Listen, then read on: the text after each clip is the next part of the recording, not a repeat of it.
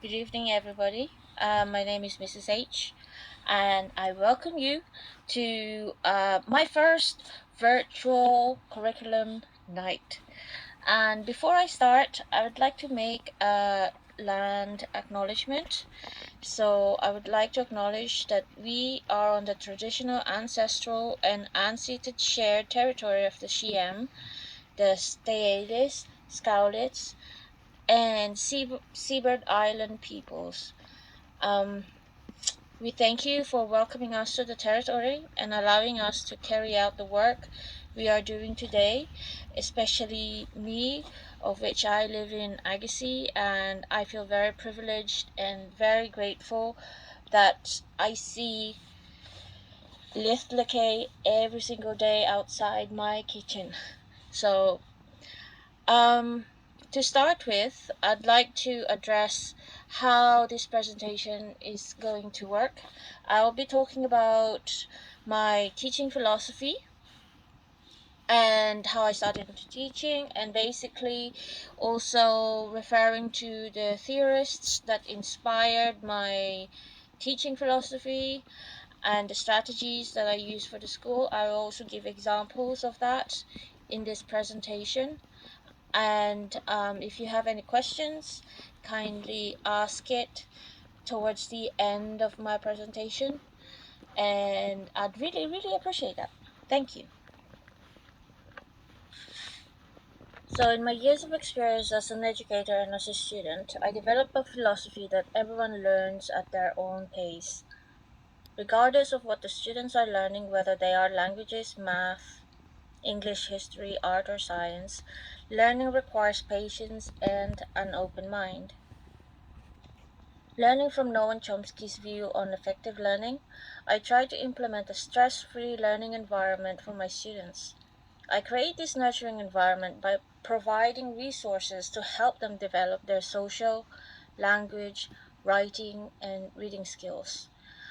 I also provide partner work in many of the new tasks that we tend to do in the classroom.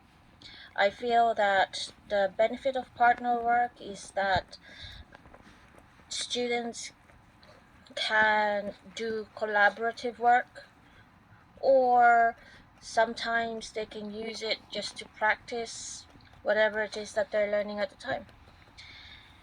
And on top of that, I also provide word words for new words that we encounter on a daily basis. So if you want to know about word roll, it is like a mini dictionary but displayed against the wall for direct and immediate access. I also like to include sentence starters on students' handout or students' work because, as we all know, even successful writers get a mental block at times, right? So I think it doesn't hurt if I give my students some help at times. The topics I choose to teach are often related to real life situations. Stephen Krashen says that lessons need to be purposeful because it adds to the student's motivation in learning a new concept. I mean, I just want to ask this question. How many of you here can still remember the periodic table that we all tried to memorize when we were at school? Got you thinking, right? Although B.F. Skinner is known for his work on animals, I find his theory in classical conditioning helpful when teaching a new topic. The notion of repetition helps in remembering the concept, but if it's just done on its own, I feel that it would resemble someone just nagging at you, which means that the information will just come on this side of the ear and out on the other side. So, for repetition to be successful, I feel that it needs to be combined with movements, humor, and visuals. Those things are more effective, I believe, in getting the engagement and attention of the students.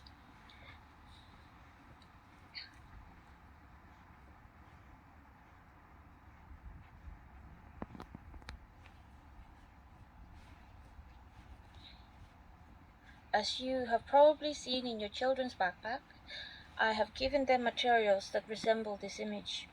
This colorful and fun organizer is one example of the resources I provide to my students. The graphic organizers often help with reflection writing, or sometimes we use them to just jumpstart the flow of ideas. To sum up, I really do value the input of all my students. Everyone in this classroom works hard, and I am proud of their achievements thus far. Thank you for listening, and I am open to questions.